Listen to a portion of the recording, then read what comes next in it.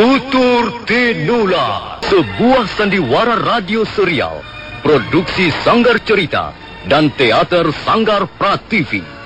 Sebuah kisah dengan latar belakang sejarah runtuhnya Singasari dan berdirinya Kerajaan Majapahit. Kali ini mengetengahkan episode ke-7 dengan judul Mata Air di Tanah Gersang.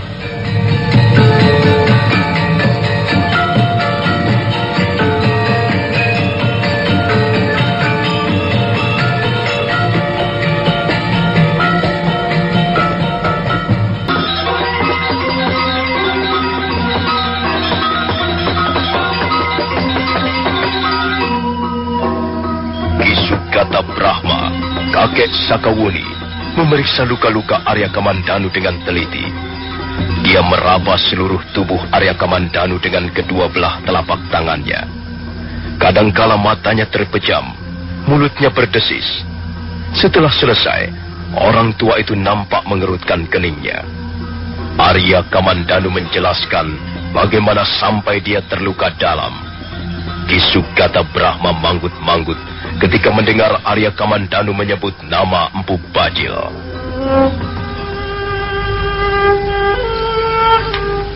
Saya sudah menduga sebelumnya, Angger. Saya tahu Angger terkena pukulan Aji Sukorogeni di bagian dada.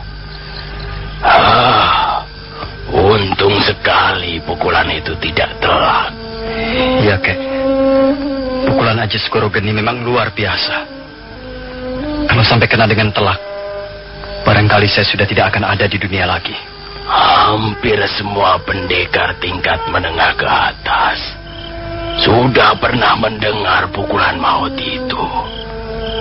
Dan mereka juga pasti sudah tahu siapa pemiliknya. Sebenarnya Empu Bajil belum terlalu sempurna menguasai jenis pukulan itu. Dia pun memperoleh ilmu itu dari gurunya yang bernama Wong Agung. Jenis pukulan itu pun sudah dikenal orang di mana-mana, Angger. Namanya Aji Tapakwisa. Pukulan itu mengandung racun yang sangat ganas. Sama halnya dengan Empu Bajil, Dewi Sambi sebenarnya hanyalah seorang murid. Nah, kalau muridnya saja sudah menguasai pukulan Tapakwisa dengan begitu hebat, maka dapat dibayangkan seperti apa kemampuan gurunya. Tapi sampai sejauh ini, saya sendiri tidak tahu siapa sebenarnya guru Dewi Sambi. Iya, saya pernah merasakan kehebatan dua jenis pukulan maut itu. Bahkan sekarang ini, saya masih dibuat menderita olehnya. Bagaimana, Kek? Apakah kira-kira luka-luka saya masih bisa disembuhkan? Soal sembuh atau tidak, itu sama sekali bukan wewenang saya, Angger. Saya hanyalah seorang manusia biasa. Apalah artinya Kisugata Brahma ini? Saya hanya bisa berusaha dengan seluruh kemampuan yang saya miliki.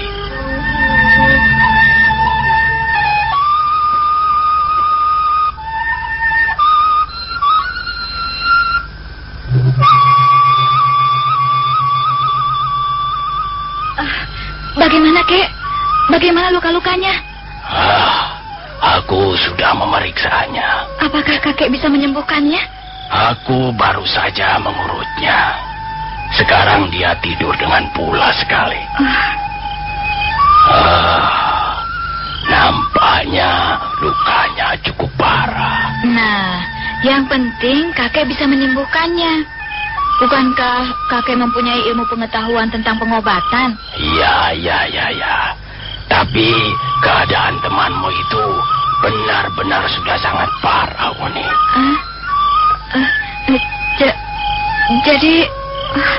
Jadi kakek tidak sanggup menyembuhkannya? Apakah kakek sampai hati membiarkan temanku itu mati karena luka-lukanya? Oh, tolonglah, Kek. Tolong dia. Usahakan agar dia bisa sembuh. Apapun caranya, tolong, Kek. Kalau sampai dia mati...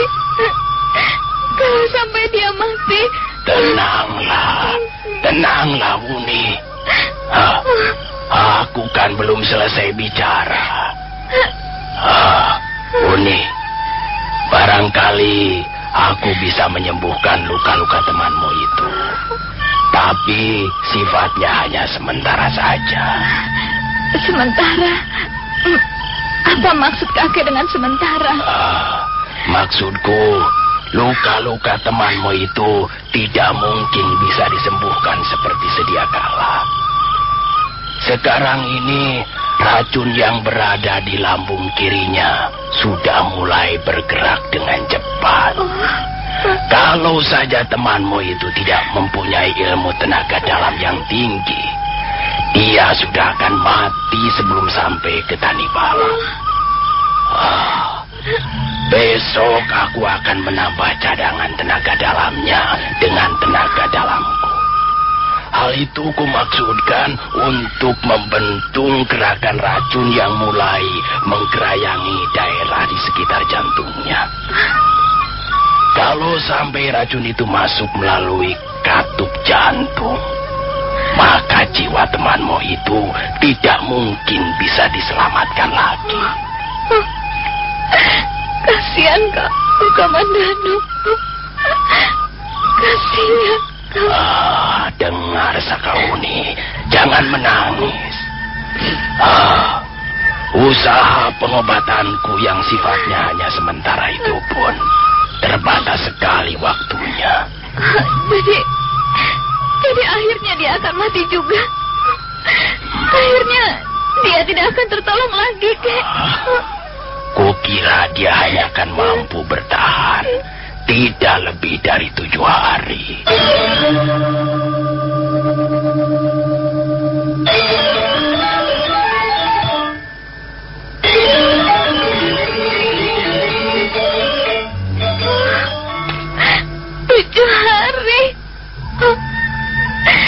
Jadi Arya Kamandanu umurnya tinggal 7 hari. Tenang, Wuni, tenanglah.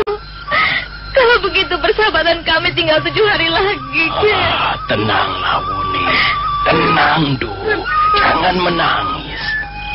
Kalau kau menangis begitu, kakekmu ini jadi gugup. Sudahlah, tenanglah. Bagaimana saya tidak boleh menangis, Kek? Dia adalah sahabat yang baik. Dia orangnya baik. Dia tidak pernah tersinggung setiap kali aku memaki-maki dan membentak-bentaknya. Dia selalu penuh pengertian. Dia sabar seperti kakek. Dia seorang laki-laki yang berwatak perasa. Dia lembut. Tapi sekarang keadaannya begitu menyedihkan. Dan menurut kakek, umurnya tidak akan lebih 7 hari lagi. Berarti setelah itu kami akan berpisah untuk selamanya, Kek. Bagaimana aku tidak menangis? Tolonglah, Kek. Tolonglah dia. Selamatkan jiwanya. Tenang, Landu. Tenang dulu. Tenang. Bagaimana saya bisa tenang, Kek? Sahabatku yang terbaik sekarang sedang sekarat. 7 hari lagi dia akan menemui ajalnya. Bagaimana hati saya bisa tenang? Kakek ini tidak punya perasaan. Sebentar. Dengar dulu. Dengar baik-baik ya. Aku akan melanjutkan penjelasanku mengenai luka-luka yang diderita temanmu itu. Penjelasan apa lagi, Kek? Sudah jelas dia umurnya tinggal 7 hari lagi. Dan setelah itu dia akan mati. Dia tidak akan mampu bertahan. Dia akan namanya Dika.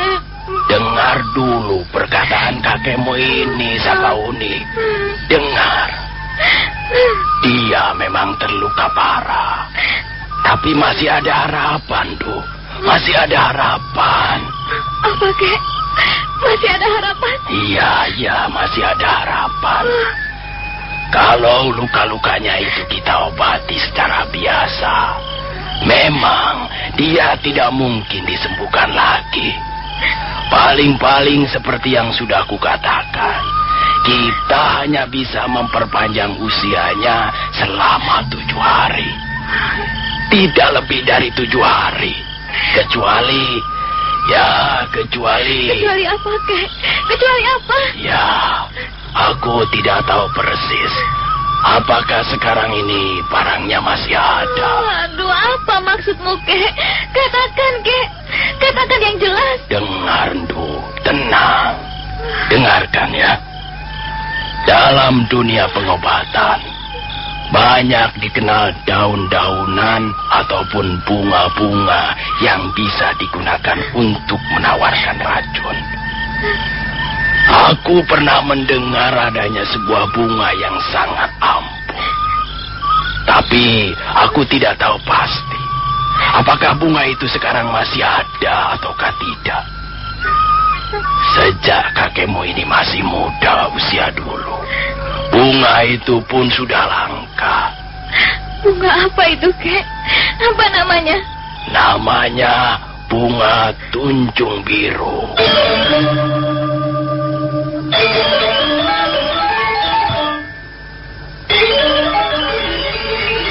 Bunga tunjung biru. Aku harus bisa mendapatkan bunga itu. Harus. Menurut kakek, bunga itu sudah sangat langka. Tapi bukan berarti bunga itu tidak ada lagi sekarang ini. Aku akan mencarinya. Ya, sekarang juga aku akan mencarinya.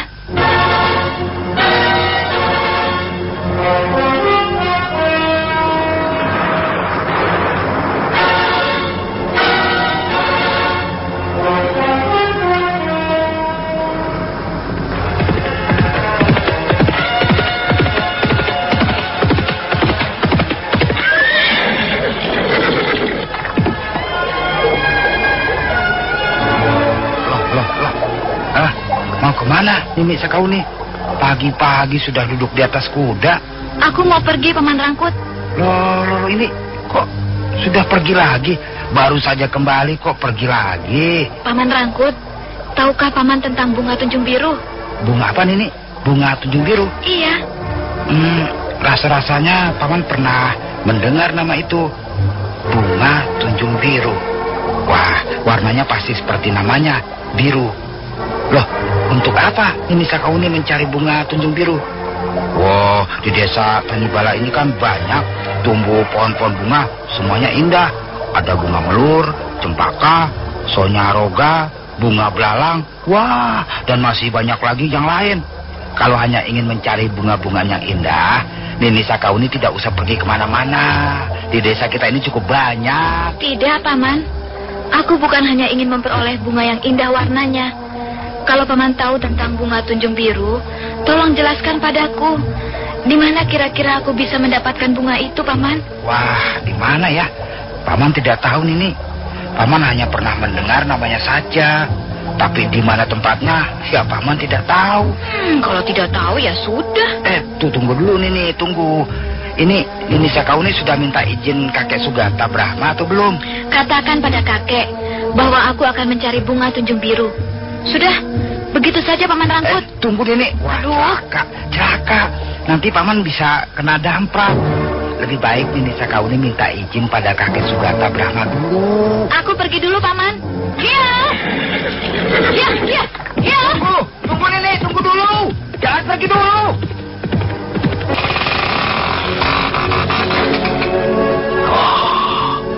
Angger Kamandanu sudah bangun rupanya. Bagaimana, Angger? Iya, lumayan, Kek. Saya bisa tidur pulas sekali. Dan lambung kiri saya sekarang tidak terlalu nyeri lagi. Syukurlah. Angger tidak perlu khawatir. Saya akan berusaha mengobati luka-luka Angger Kamandanu. Ya, mudah-mudahan saya bisa sedikit demi sedikit mengeluarkan racun yang bersarang di tubuh Angger. Terima kasih, Kek. Terima kasih atas pertolongan kakek. Maaf, Nger. Apakah Angger bisa duduk bersila dengan baik? Rasanya bisa, Kek. Begini, Kek? Ya. Tapi lemaskan saja otot-otot Angger ya. Kosongkan pikiran. Jangan tegang. Saya akan berusaha menyalurkan tenaga dalam saya ke tubuh Angger Kamandanu. Ki Sugata Brahma kemudian duduk bersila di belakang Arya Kamandanu. Orang tua itu memejamkan rapat-rapat kedua belah matanya. Setelah menarik nafas panjang-panjang 3 kali, dia menggosok-gosokkan telapak tangannya. Tubuhnya mendadak menjadi gemetaran. Dan selanjutnya dia memegang tengkuk Arya Kamandanu dengan tangan kirinya. Sementara tangan kanannya memijit-mijit bagian punggungnya.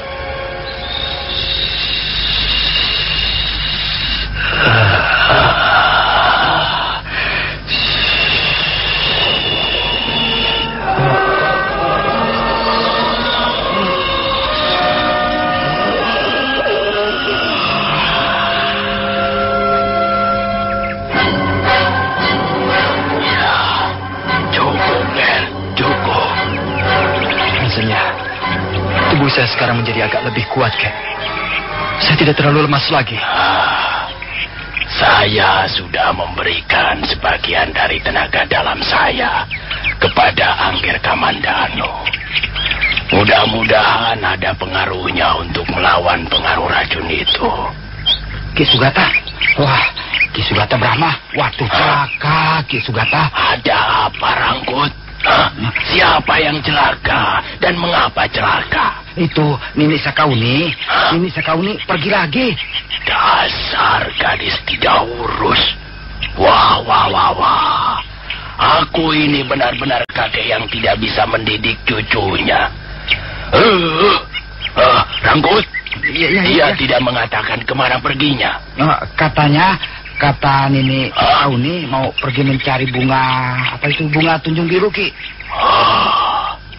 Anak itu benar-benar tidak bisa mengendalikan dirinya.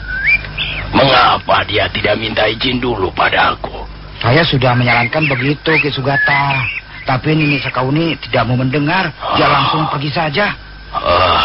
Angger Kamandanu, saya tinggal dulu sebentar ya, Angger.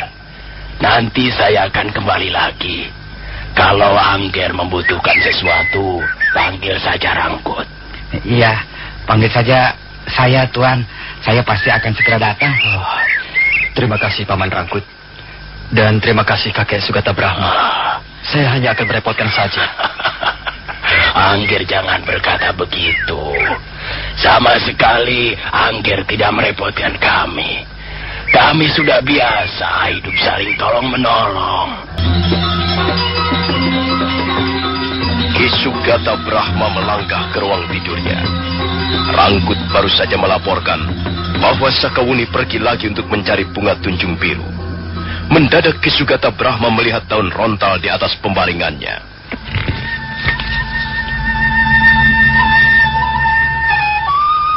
Kakek Sugata Brahma, saya terpaksa pergi lagi, Kek. Saya akan mencari bunga tunjung biru. Saya yakin bahwa bunga itu masih ada. Dan saya yakin saya akan mendapatkannya. Saya tidak sampai hati melihat penderitaan teman saya akibat luka-lukanya, Kek. Dia harus bisa disembuhkan. Dia tidak pantas mati terlalu mudah. Dia adalah sahabatku yang terbaik. Dia sama dengan kakek Sugata. Dan dia bisa kuanggap laki-laki yang baik dan bertanggung jawab. Seperti kakek Sugata Brahma sendiri. Selebihnya, saya tidak mau percaya lagi kepada laki-laki yang lain. Nah, Kek, saya pergi dulu. Kalau dalam 7 hari ini saya tidak kembali, berarti saya tidak akan pernah kembali lagi ke Tanibala. Dan kalau Arya Kamandanu tidak bisa diselamatkan lagi, tolong kuburkan dia secara baik-baik. Dari cucumu yang sangat mencintaimu, Kek, Sakawuni. Wuni. Aku tahu, Undu. Aku tahu perasaan apa yang sedang bergejolak di dalam hatimu. Ya, mudah-mudahan saja kau diberkati oleh Sang Hyang Widi, penguasa seluruh jagat semesta ini. Ya, mudah-mudahan kau memperoleh bunga tunjung biru. Maaf, apakah Nona membutuhkan setangkir legen atau tidak. tuak barangkali? Tidak. Ya, barangkali Nona membutuhkan makanan kecil. Ada yang terbuat dari tepung ubi kayu. Lihat saja sendiri, Nona. Nona bisa melihat sendiri. Apakah nama desa ini, Pak? Rupanya Nona berasal dari jauh. Sekarang ini Nona berada di kaki Gunung Bromo. Nama desa ini Desa Pituwalo. Bagaimana, Nona? Nona sama sekali tidak ingin minum atau makan.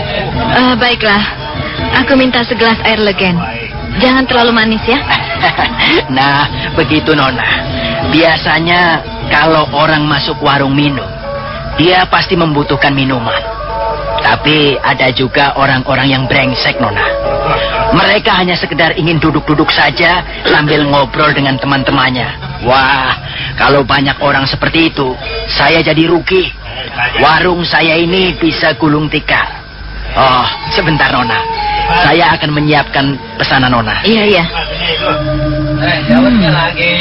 Jadi sekarang aku berada di Desa Pituwalo.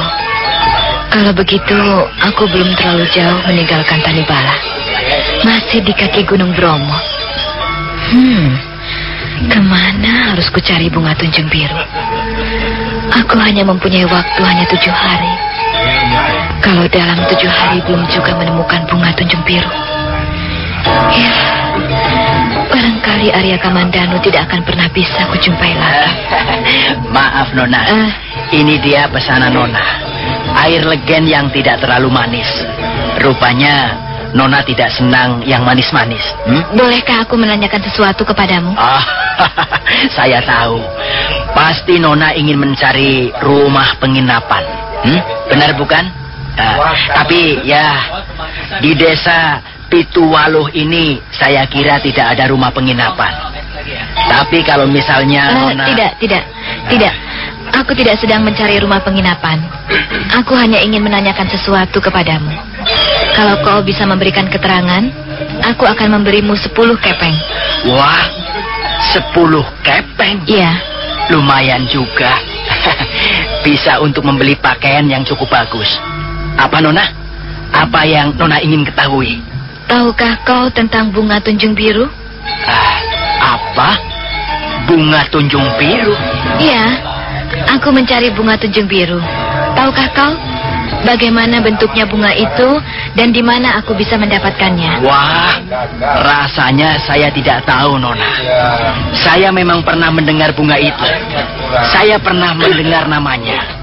Tapi, di mana ya? Jadi kau tidak tahu? Maaf, Nona. Saya tidak akan bisa memberikan keterangan apa-apa tentang bunga tunjung biru. Kalau begitu baiklah. Terima kasih atas air legenmu. Dan ini uangnya. Terima kasih, Nona. Maaf. Sebenarnya untuk apa bunga tunjung biru itu? Mengapa Nona tidak mencari bunga yang lain saja?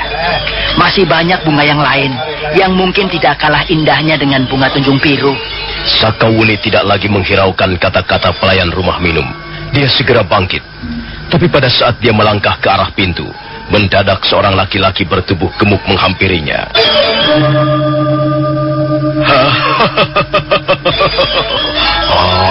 Bunga tunjung biru. Apa benar kau menginginkan bunga tunjung biru itu, Nona manis? Jangan berdiri di depan pintu. Aku mau lewat. Jangan begitu, anak manis. Aku tidak bermaksud apa-apa. Aku hanya ingin menolongnya. Kalau kau menginginkan bunga tunjung biru, aku bisa memberikan petunjuk yang cukup berharga. Jadi kau tahu tentang bunga tunjung biru? Aku tahu. Bahkan aku tahu di mana kau bisa mendapatkan bunga itu. Apakah sekarang ini kau sedang mabuk? Aku tidak mabuk. Benar loh. Aku tidak mabuk. Aku tidak mabuk. Lihat saja. Aku bisa menghitung dengan baik dengan jari-jari tanganku ini. Lihat. 1, 2, 7. Wah, jangan-jangan aku mabuk. Kau memang mabuk, Pak Gendut. Jangan hiraukan dia, Nona. Dia ini setiap datang kemari juga mabuk. Pelayan, lebih baik kau minggir. Nona cantik ini hanya ingin berurusan denganku. Mana ada orang yang ingin berurusan dengan orang mabuk? Orang mabuk temannya ya orang mabuk juga. Kurang ajar. Kurang ajar. Kau hanya seorang pelayan. Tapi kau telah berani kurang ajar padaku. Sudah.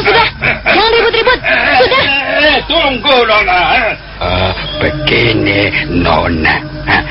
Nona membutuhkan keterangan tentang bunga tunjung biru.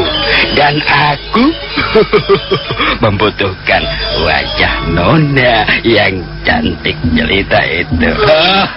Kau jangan kurang ajar padaku, Pak Gendut. Begini, Nona. Kita sama-sama saling membutuhkan, Nona. Kita sama-sama akan saling memberi dan saling menerima, bukan? Kalau Nona sanggup menjadi istriku barang semalam saja, aku tidak keberatan memberikan keterangan bunga tunjung biru. Laki-laki tak tahu diri. Kau bukan hanya seorang pemabuk yang menyebalkan, tapi rupanya kau juga seorang laki-laki yang suka berbuat cabul. Nih, rasakan.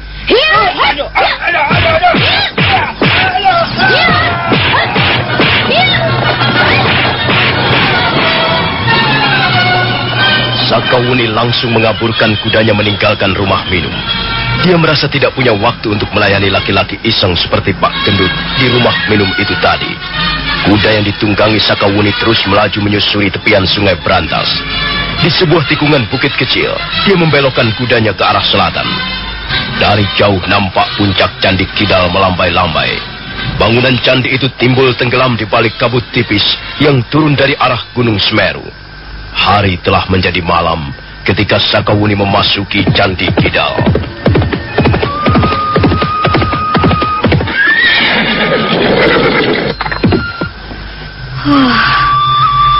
Aku tidak tahu kemana aku harus mencari bunga tunjung biru itu. Hampir di setiap desa aku berhenti. Tapi orang-orang tidak ada yang bisa memberikan keterangan yang memuaskan. Apakah bunga tunjung biru sekarang ini masih ada? Apakah bunga seperti itu pernah ada? Atau hanyalah sekedar dongengan belaka? Tapi kakek Sugata Brahma adalah seorang yang berpengalaman. Kalau memang bunga itu tidak pernah ada, dia tidak mungkin menceritakannya. Sebaiknya malam ini aku istirahat. Kukira ruangan candi ini bisa untuk menginap.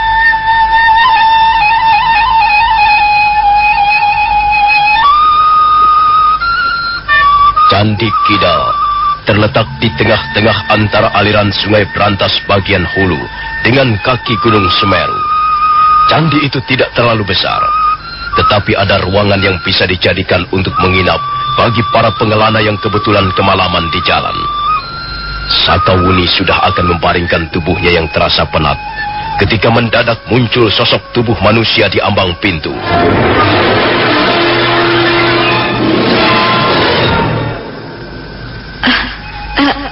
Siapa kau? Siapa kau? Aku bertanya, siapa kau? Tidakkah kau bisa menjawab?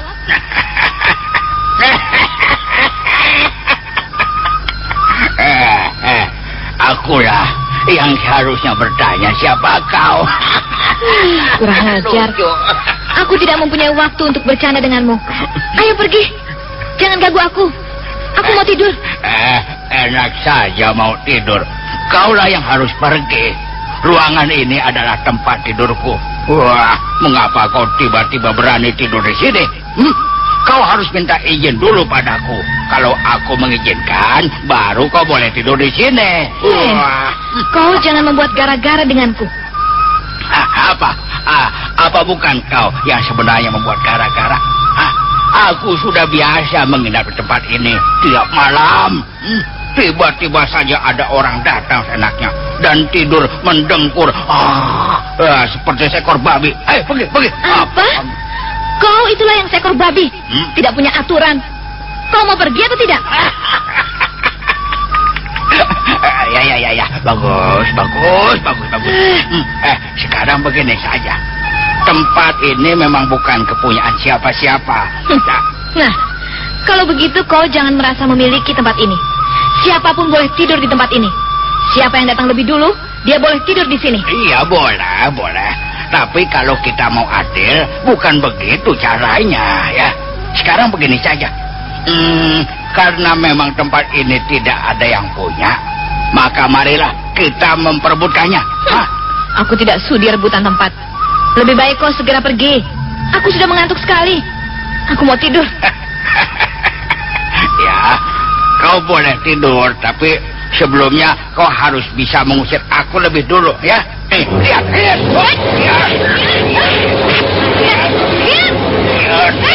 Oh, ini babak belur rupanya.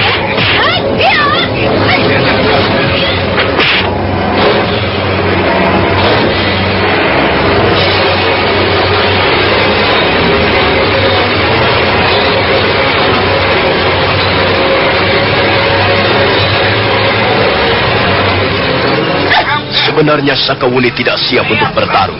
Dia mengantuk. Dia lelah sekali setelah seharian berkuda keluar masuk desa. Karena itu dia menjadi sangat kesal dan segera menyerang dengan kencang. Tapi Sakawuni segera menyadari bahwa orang yang menjadi lawannya kali ini tidaklah sama dengan Pak Gendut di rumah minum tadi. Orang ini sangat tergina. Gerakannya cepat bagaikan kilat. Pertarungan sudah lebih dari 20 jurus, tapi nampaknya belum ada tanda-tanda orang itu akan bisa dirobohkan. Karena itu Sakawuni menjadi semakin penasaran. Dia segera mencabut 2 buah senjatanya yang aneh.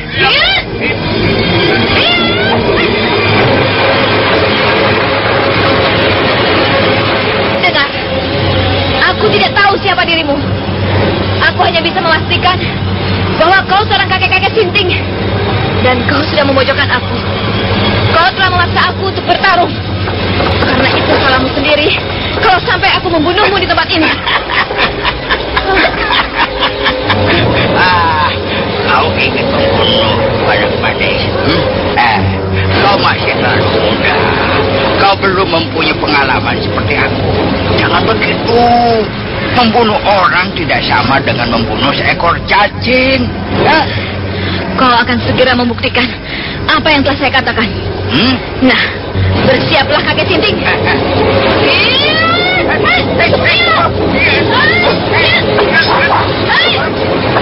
Sakawuni benar-benar bertarung dengan seluruh kemampuannya. Dia ingin segera bisa merobohkan lawannya. Tapi lagi-lagi dia menjadi heran bercampur penasaran. Kakek sinting itu benar-benar gesit. Dia selalu bisa menghindarkan sergapan-sergapan jurusnya. Mampus kau kakek sinting.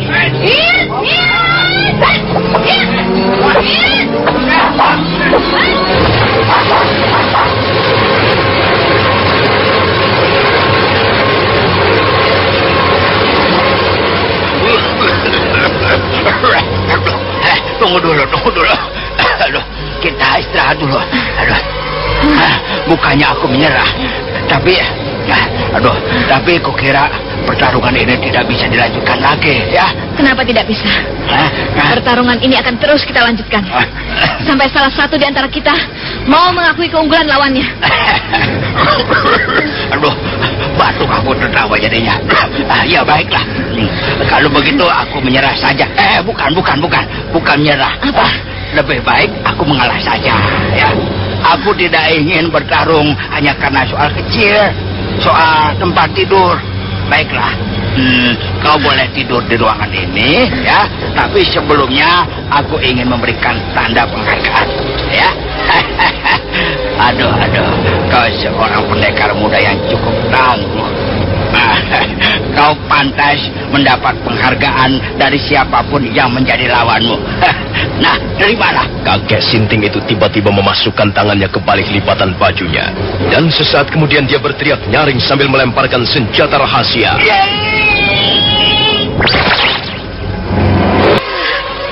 Kakek Sinting. Dasar pengecut, tikus busuk. Kalau saja tidak segera kabur, tubuhmu akan kucincang menjadi dendeng. Untung aku segera berkelit menghindar. Orang itu benar-benar curang.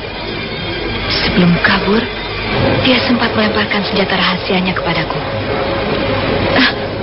Hei, sepertinya di ujung senjata rahasia ini ada sehelai daun rontal. Oh, iya, benar. Rupanya dia bermaksud mengirimkan suatu pesan padaku.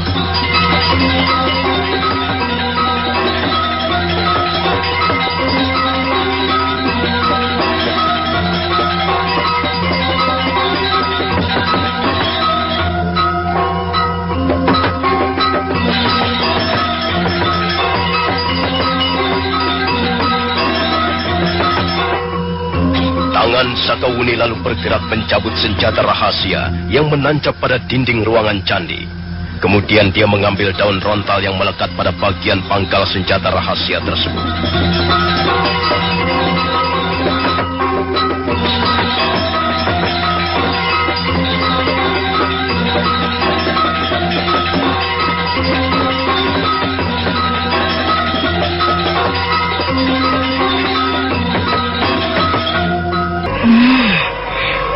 Orang tua itu mempunyai maksud-maksud tertentu.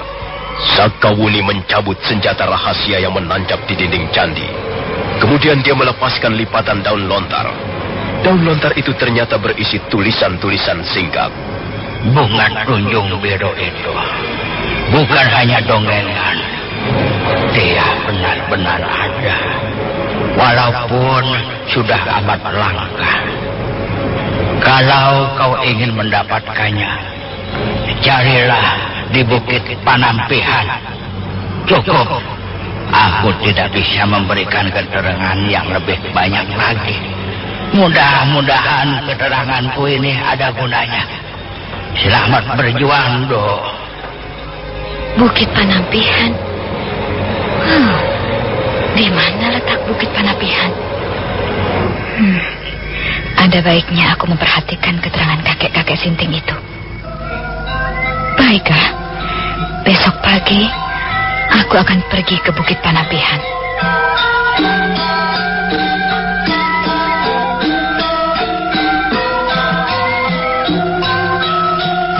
Anda sedang mendengarkan Sandiwara Radio Tutur Tinular di channel kesayangan Indonesia Jadul Kuadrat.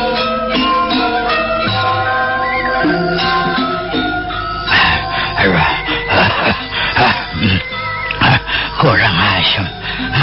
Aku terpaksa menginap di tempat lain malam ini.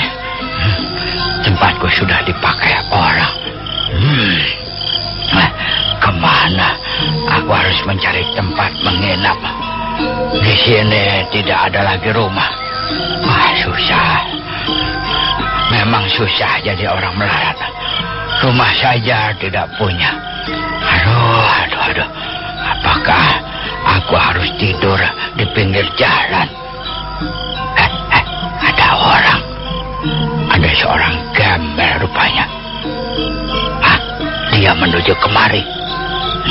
Baiklah. Barangkali dia mempunyai tempat yang cukup enak untuk tidur. Biar sajalah.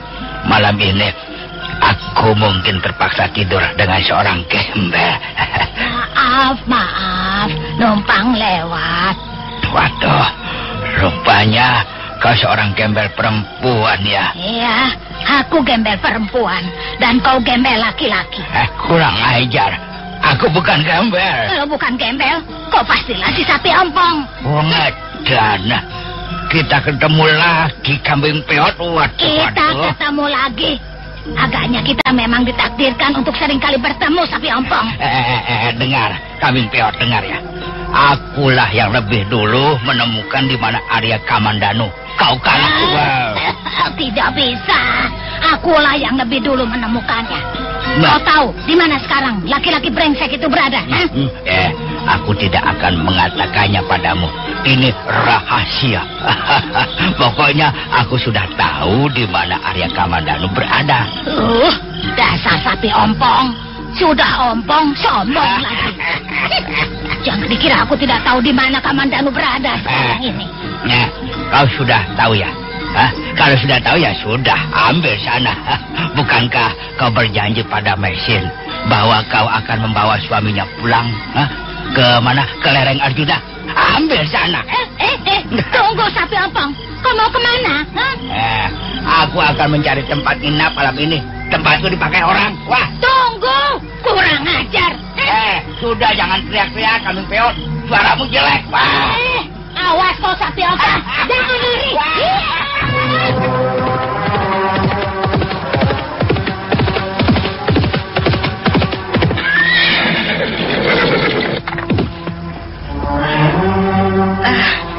Maaf, saya terpaksa mengganggu Bapak sebentar.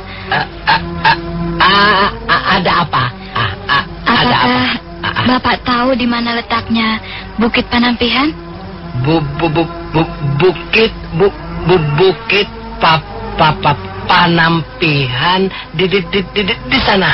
Di sebelah mana, Pak? Di sana itu di sana itu. Sengkecut. Semalam aku bertemu dengan kakek-kakek Sinting. Sekarang bertemu dengan orang gagap. Ada-ada saja. Baiklah. Terima kasih, Pak. Siapa? Sudahlah, Pak. Kau tidak perlu tahu siapa aku. Iya. Kalau kau ingin pergi ke Bukit Panampihan, lewatlah jalan setapak ini. Lihat, di depan itu ada 4 gugusan bukit. Bukit yang paling depan bernama Bukit Tambong. Lalu di belakangnya Bukit Simpul. Nah, di belakangnya lagi Bukit Raja Kaya. Nah, di belakang Bukit Raja Kaya itulah Bukit Panampihan. Mungkin kalau sekarang kau terus berkuda, lepas tengah hari kau akan tiba di kaki Bukit Panampihan. Terima kasih, Pak. Terima kasih atas keterangan Bapak. Rupanya kau ingin menemui Dewi Tunjung Biru. Iya. Apakah Bukit Panampihan itu tempat tinggal Dewi Tunjung Biru? Tahukah Bapak siapa dia? Masa kau belum tahu siapa Dewi Tunjung Biru itu? Saya belum tahu, Pak. Saya datang ke Bukit Panampihan untuk mencari bunga Tunjung Biru. Apakah bunga Tunjung Biru ada hubungannya dengan Dewi Tunjung Biru? Mungkin saja ada hubungannya. Tapi sepertinya bunga itu sekarang ini sudah tidak ada lagi. Tapi entahlah, aku sendiri tidak tahu banyak soal itu. Mungkin saja ada hubungannya antara Dewi Tunjung Biru dan bunga Tunjung Biru. Oh iya, baiklah. Terima kasih sekali, Pak. Iya. Saya harus segera meneruskan perjalanan. Iya. Silakan. Iya.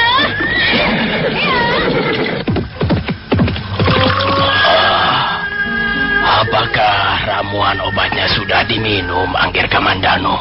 Sudah, Kek. Pagi tadi saya sudah minum sekali. Sekarang sudah saatnya minum untuk kedua kalinya, Angger. Ramuan daun-daun ini harus Angger minum 5 kali dalam 1 hari. Baiklah, Kek. Lagi pula ramuan ini tidak terlalu pahit. Ya, ramuan ini hanya berkhasiat untuk memperkuatkan daya tahan tubuh.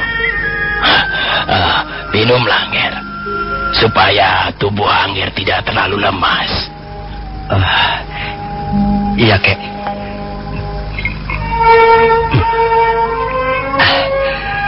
Sudah sejak kemarin saya tidak melihat Sekawuni. Apakah dia belum juga kembali, Kek? Belum, Nger. Dia belum kembali. Dia bermaksud mencari bunga tunjung biru. Dia sudah beberapa kali menolong saya. Saya banyak berhutang budi padanya. Dia itu anak yang bandel sekali. Sejak dulu senangnya keluyuran. Dia tidak pernah betah tinggal di rumah, Nger. Apakah dia cucu kakek satu-satunya? Iya, dia cucuku satu-satunya. Jadi, walaupun dia bandel, dia nakal dan brutal, aku tetap saja menyayanginya. Memang, dia mempunyai watak yang kasar, terutama sekali jika berhadapan dengan laki-laki. Nampaknya dia sangat membenci laki-laki, Nger. Mengapa bisa begitu, Kek? Tentu saja ada sebabnya. Sudahlah, Nger. Lain kali saja saya akan bercerita panjang lebar tentang cucu saya yang kelewat bandel itu. Sekarang tolong Angger duduk bersila. Seperti biasanya, saya akan memberikan tambahan tenaga dalam, supaya Angger Kamandanu dapat melawan pengaruh racun itu. Rupanya bukit inilah yang bernama Bukit Panampihan. Hampir menyerupai sebuah gunung kecil. Kukira terpaksa aku meneruskan perjalanan dengan jalan kaki. Ya, sebaiknya aku tinggalkan kudaku di sini saja.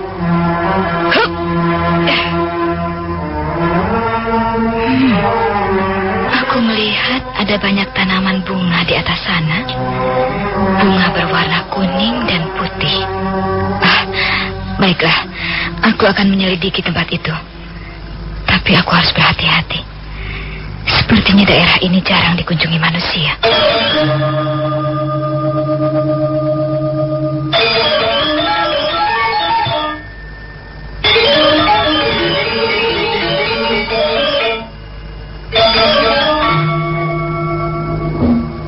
Lihatlah bunga di sekitar kita ini. Kuning putih warnanya, indah bentuknya, dan harum baunya. Bunga putih, lambang ketulusan hati. Semua bunga adalah milik wanita. Bunga sonyaroga, elok warnanya. Jika hati sedang gulana, pergilah melihat bunga. Janganlah dipetik, pandangi saja. Bunga adalah hidupku tercinta. Jika layu, maka jiwaku akan merana. Kalau bisa, ingin kutaburi seluruh permukaan bumi ini dengan bunga, supaya hidup menjadi indah selama-lamanya. Indah sekali bunyi pantunmu, Tunjung Putih. Pantunmu juga tidak kalah indahnya, Tunjung Kuning. Tapi ingat, Tunjung Putih, kita berada di tempat ini bukan hanya sekedar untuk berpantun-pantun. Kita mengemban tugas yang cukup berat dari junjungan kita, Dewi Tunjung Biru. Iya, Tunjung Kuning. Kita harus selalu waspada dan siap siaga. Jangan sampai ada sekelompok orang datang ke bukit ini untuk mencuri bunga. Diam sebentar, Tunjung Putih. Rupanya ada seorang penyelundup masuk ke daerah kita ini. Benar, Tunjung Kuning. Lihat.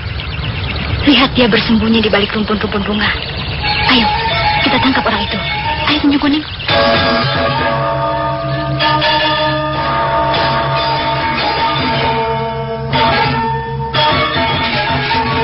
Aduh. Lihat, Tunjung Putih. Kiranya seorang gadis yang cukup cantik. Siapa kau? Apa maksudmu datang ke daerah kami? Aku ingin menemui Dewi Tunjung Biru. Untuk apa kau ingin menemui junjungan kami? Aku ingin mengatakan sendiri langsung pada Dewi Tunjung Biru. Sayang sekali, sekarang ini kau tidak bisa pergi menemui beliau. Kenapa tidak bisa? Ketahuilah, junjungan kami sedang bersamadi. Beliau berpesan agar tidak ada orang yang datang mengganggu. Kami harus mengamankan daerah ini. Kalau kau mempunyai kepentingan dengan beliau, kau boleh datang 7 hari lagi. Mungkin beliau sudah selesai bersemadi. Maaf, aku terpaksa tidak bisa menunda keinginanku. Aku harus menyelamatkan jiwa salah seorang teman baikku. Tapi kau harus menuruti peraturan yang ada di sini. Kau boleh saja menemui Dewi Tunjung Biru, tapi ikutilah peraturan. Sudah kukatakan, sekarang ini junjungan kami sedang bersamadi. Kalau kau ingin menemui beliau, tunggulah sampai 7 hari lagi. Kau nanti akan kubawa menghadap beliau. Apakah junjunganmu itu seorang yang sangat kejam dan tidak mempunyai peri kemanusiaan? Hei, jangan bicara sembarangan. Junjungan kami adalah seorang wanita yang sangat mulia hatinya. Beliau gemar sekali menolong orang. Beliau adalah seorang ahli obat yang seringkali menyelamatkan nyawa manusia. Kalau memang junjunganmu itu berhati mulia, tentu dia akan mau menerimaku sekarang ini. Apa keteranganku tadi masih belum jelas? Beliau sedang bersamadi. Beliau tidak bisa diganggu. Bagaimanapun juga, aku harus segera menemui junjunganmu. Kalau begitu, aku terpaksa menghalang-halangimu. Aku sudah biasa mendapat rintangan di jalan. Oh, kau rupanya seorang gadis yang cukup berani. Tapi sayang sekali, kau brutal dan kurang perhitungan. Ayo Tunjung Putih, ya, kita usir orang ini. Baik Tunjung Kuning, kita harus menjalankan tugas sebaik-baiknya.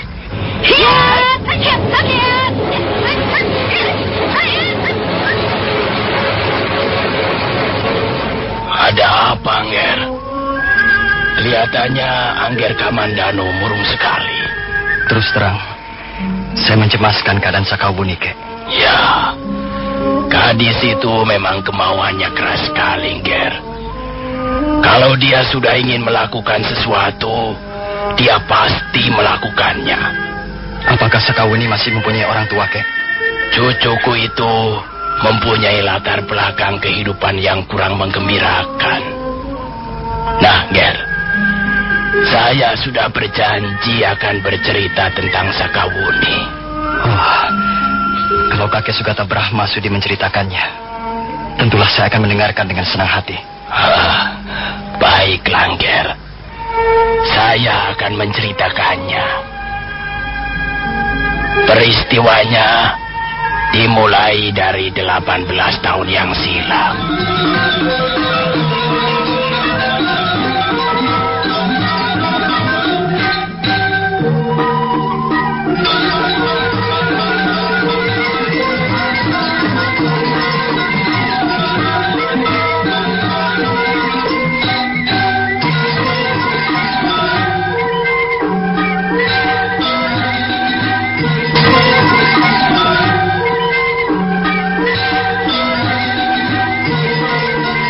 Kamandanu menanyakan perihal Sakawuni pada Ki Sugata Brahma.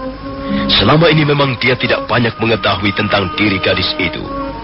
Dia hanya melihat Sakawuni dari balik kacamata lahirnya. Sedangkan latar belakang kehidupan gadis itu masih sama sekali gelap. Ki Sugata Brahma mengerutkan keningnya sebentar, seperti ingin mengingat peristiwa yang sudah lama terjadi. Dia memang sudah berjanji akan menceritakan perihal Sakawuni pada Arya Kamandanu. Sebenarnya saya tidak ingin membicarakan soal ini lagi, Nger. Sebab setiap kali mengenang sejarah kehidupan Sakawuni, hati saya menjadi sedih. Kalau memang kakek Sugata Brahma keberatan, tidak apa-apa, Kek. Kakek tidak perlu menceritakan perihal Sakawuni. Tidak, Nger. Tidak. Sekarang ini justru saya seperti mempunyai kewajiban untuk menceritakannya pada Angger Kamandanu. Angger Kamandanu adalah sahabatnya. Dan Sakawuni sendiri sudah mengatakan bahwa Angger adalah sahabatnya yang paling baik, paling dipercaya. Angger tidak perlu merasa sungkan-sungkan untuk mendengarkan cerita saya ini nanti. Ya, sejarah kehidupan Sakawuni memang tidak begitu menggembirakan. Apakah sekarang ini Sakawuni masih mempunyai orang tua, Kek? Kalau kita bicara tentang orang tua Sakawuni, maka kita harus kembali pada awal mulanya, Angger. Baiklah, saya akan mulai bercerita.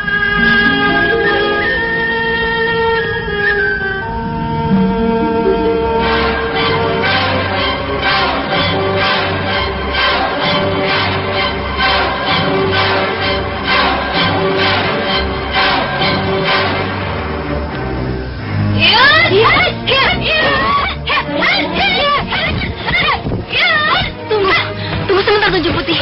Tahan dulu. Tunjung Kuning, rupanya gadis ini sudah mempersiapkan diri dengan sebaik-baiknya.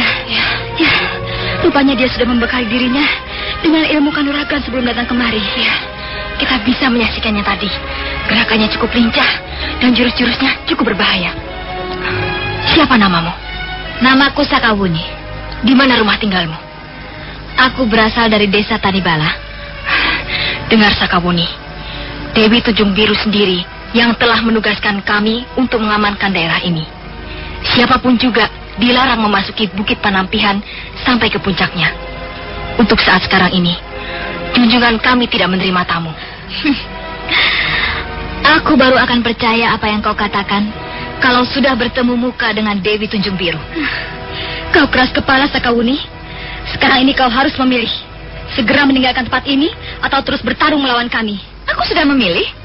Dan pilihanku tidak akan bisa dirubah-rubah lagi. Bagaimanapun juga, aku harus sampai di puncak Bukit Panampihan dan bertemu dengan Dewi Tunjung Biru. Sakawuni, ketahuilah, tempat ini merupakan celah atau pintu pertama menuju puncak Bukit Panampihan. Mungkin kau bisa melewati pintu pertama ini, tapi belum tentu kau akan berhasil melewati pintu berikutnya. Ayo, Tunjung Putih.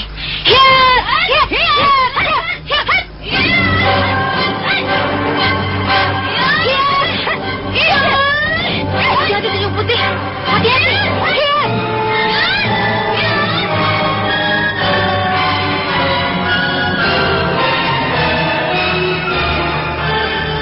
Tunjung Kuning yang berpakaian serba kuning dan Tunjung Putih yang berpakaian serba putih segera menyerang Sakawuni yang berpakaian seperti seorang laki-laki petani.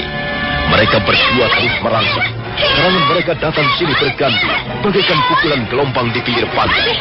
Tapi Sakawuni adalah seorang pendekar wanita yang sudah cukup berpengalaman dalam dunia kanuragan.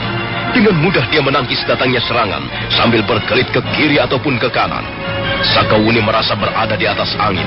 Dia tahu dua orang wanita yang sekarang sedang mengeroyoknya belajar juga ilmu kanuragan, tapi dalam tingkat yang sedang-sedang saja.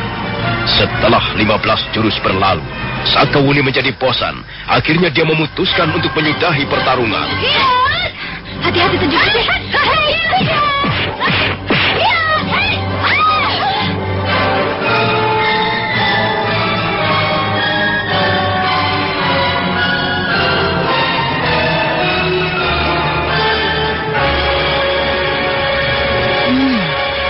Rupanya Bukit Panampihan itu mempunyai banyak celah atau pintu masuk. Dan rupanya setiap celah dijaga dengan ketat. Untung aku bisa segera mengalahkan Tunjung Kuning dan Tunjung Putih. Tapi sekarang aku harus lebih berhati-hati. Aku akan memasuki celah yang kedua. Dan aku yakin celah yang kedua itu pun ada penjaganya. Dan pasti penjaganya jauh lebih tangguh dibanding Tunjung Kuning dan Tunjung Putih.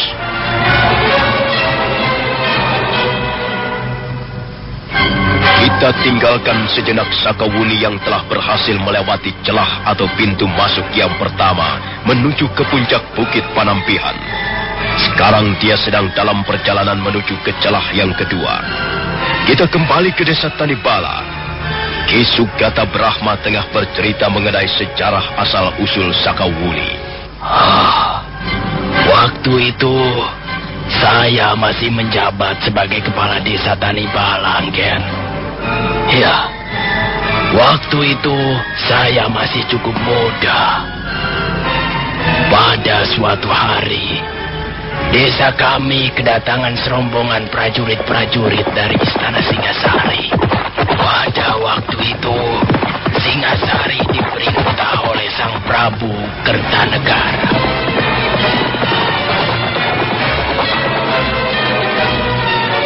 Nama saya banyak kapuk. Iya. Dan di sebelah saya ini Kebu Anabrang. Iya. Sedangkan mereka yang ada di luar adalah prajurit-prajurit Singasari. Iya. Rupanya tuan-tuan sekalian adalah prajurit-prajurit dari Singasari. Aduh, hamba sungguh-sungguh tidak menduga bahwa hamba akan mendapat penghormatan demikian besarnya. Kami sedang mengadakan perjalanan keliling Kisugata Brahma. Kami sudah mengitari 3 buah gunung. Gunung Kelut, Gunung Semeru, dan sekarang Gunung Bromo. Dan di antara desa-desa yang kami kunjungi, agaknya desa Tanibala inilah yang paling berkesan. Bukankah begitu, Kakang Banyak Kapuk? Ya, kukira begitu, adik Kebu Anabrang. Tuan-tuan jangan terlalu memuji. Sebenarnya tidak ada yang bisa dibanggakan di desa Tanibala ini. Kisugata Brahma jangan terlalu merendah. Kisugata boleh merasa tidak bangga. Tapi kami sama sekali tidak bermaksud memuji. Kami mengatakan yang sebenarnya. Kami kira desa ini pantas dijadikan desa percontohan. Kami lihat sawah-sawah digarap dengan cukup baik. Juga saluran air teratur. Hewan ternak saya lihat dipelihara dengan baik. Ya, rumah-rumah penduduk didirikan dengan cukup teratur letaknya. Ya, saya kira sebagai kepala desa, Kisugata Brahma telah berhasil membuat suatu daerah pemukiman yang nyaman. Mungkin itulah sebabnya Kakang Banyak Kapuk bermaksud tinggal beberapa hari di Tanibala ini. Bukankah begitu, Kakang Banyak Kapuk? Ya, kalau Kisugata Brahma tidak keberatan. Tidak, Tuan. Sama sekali hamba tidak merasa keberatan.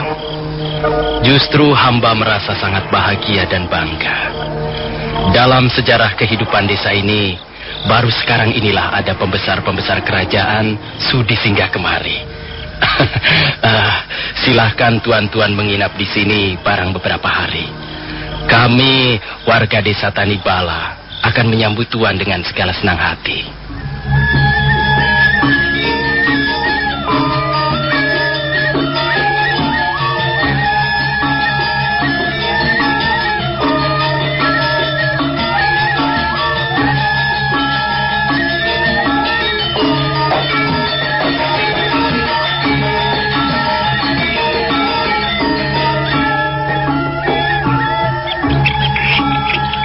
Pagi cerah, desa Tanibala yang terbaring di lereng Gunung Bromo mendadak terbangun kembali setelah semalam tidur nyenyak dalam belayan kabut pegunungan yang dingin. Rumah kediaman Kisugata Brahma nampak sibuk dan ramai. Orang-orang desa semuanya tahu bahwa kepala desa mereka sedang menerima tamu, seorang pembesar kerajaan Singasari berikut para prajurit pengiringnya. Mendadak pintu belakang rumah Kisugata Brahma terbuka lebar. Dan muncullah seorang gadis cantik. Dialah putri tunggal Kisugata Brahma yang bernama Ayu Pupuh. Ayu Pupuh berlari-lari kecil mengikuti jalan setapak menuju sungai kecil di belakang rumahnya. Tangan kanannya memeluk sebuah bakul bambu yang berisi perabot-perabot dapur yang sudah kotor. Mendadak gadis manis itu menghentikan langkahnya dengan wajah pucat pasi. Tiba-tiba saja di depannya telah berdiri seorang laki-laki yang tegap perkasa. Maaf, Gusti. Kaukah yang bernama Ayu Pupuh, putri tunggal Kisugata Brahma? Benar, Gusti.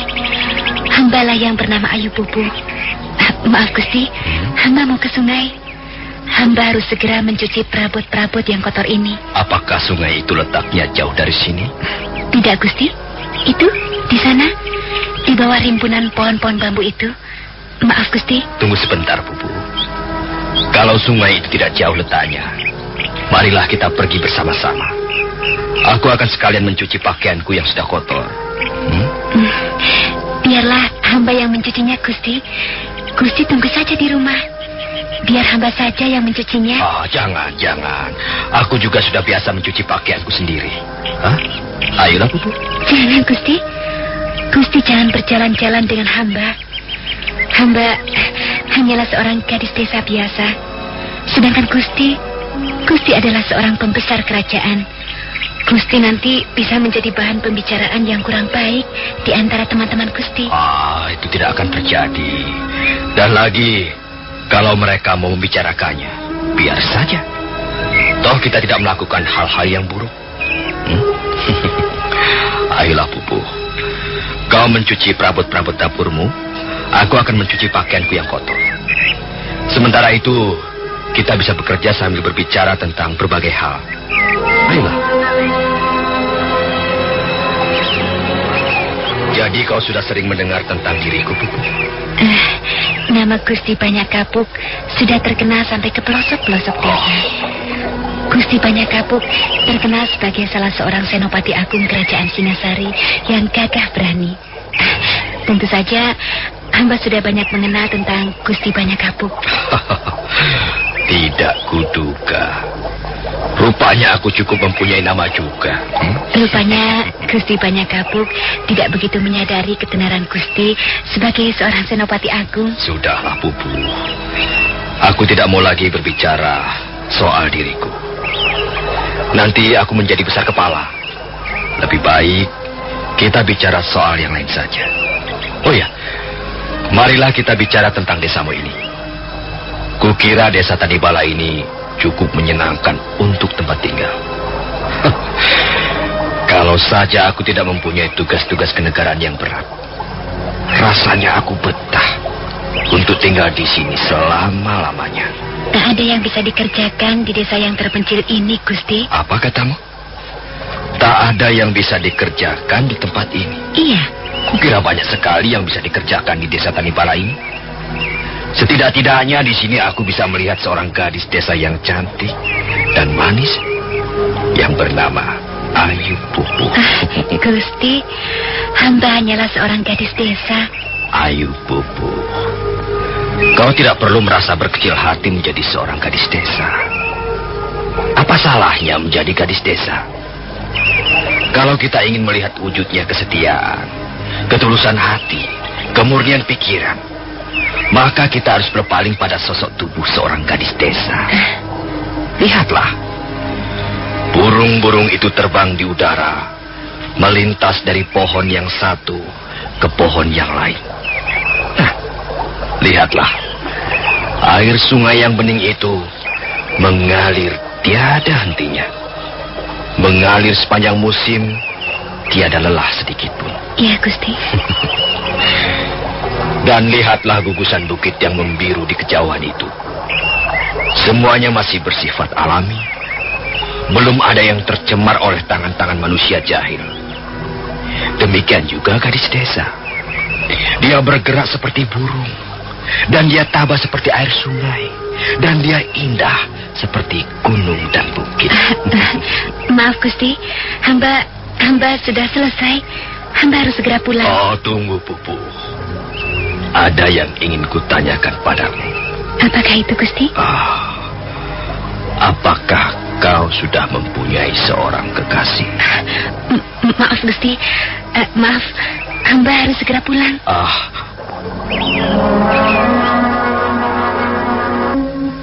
Ayu Pupuh buru-buru melangkah ke arah atas tepian sungai. Karena buru-buru, dia menjadi lengah. Kaki kanannya terpleset batu sungai yang licin berlumur. Maaf, Gusti. Maaf, hamba tidak sengaja. Sungguh, Gusti. Ampun, hamba benar-benar tidak sengaja. Tidak apa-apa. Untung aku segera menyambar tubuhmu. Kalau tidak, tentu kau akan terjatuh ke sungai. Tapi pakaian Gusti jadi basah semuanya. Pakaian yang basah bisa dikeringkan. Tapi kesempatan yang indah jarang didapatkan. Mendengar kata-kata Banyak Kapuk, Ayu Pupuh melengos. Wajahnya menjadi merah. Gadis itu kemudian berdiri dan berlari-lari pulang ke rumahnya. Banyak Kapuk mengiringi berlari-lari di belakangnya. Mereka berlari-lari kecil seperti dua ekor burung yang berkejaran di udara terbuka. Sekali waktu Ayu Pupuh berhenti untuk menengok sebentar, kemudian berlari lagi. Ayu Pupuh terus berlari-lari kecil di atas jalan setapak yang menuju ke belakang rumahnya. Ada perasaan aneh yang belum pernah dikenal sebelumnya, mulai merambat pelan-pelan menuju relung-relung hatinya. Malam harinya, Ayu Pupuh menjadi gelisah. Dia hampir tidak bisa memejamkan matanya. Nah, bagaimanakah kisah selanjutnya? Apakah yang akan terjadi dengan Ayu Pupuh dan Banyak Kapuk, seperti yang diceritakan oleh Ki Sugata Brahma pada Arya Kamandanu? Dan bagaimana dengan Sakawuni? Apakah dia akan berhasil mencapai puncak Bukit Panampihan? Saudara pendengar, silahkan menunggu seri berikutnya. Sampai jumpa.